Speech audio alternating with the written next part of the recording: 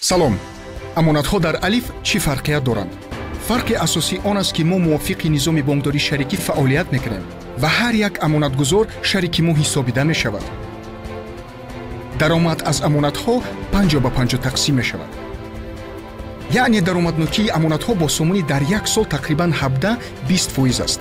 тамоми фаъолияти молиявии мо аз назорати дақиқ мегузарад.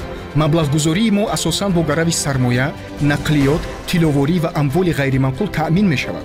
сандуқи қарзии мо солим аст. алиф сармоя кӯшиш мекунад ки шаффофият пурра таъмин бошаду беҳтарин идоракунии ташкилотӣ ба роҳ монда шавад. новобаста аз тафтишоти молиявии солона, мо амонатгузоронро таклиф мекунем ки дар вақти дилхоҳ тафтиши худро гузаронанд.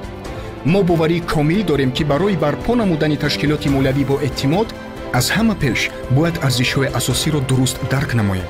ба дилхоҳ саволи шумо ҷавоб додан моро шод хоҳад кард. ташаккур.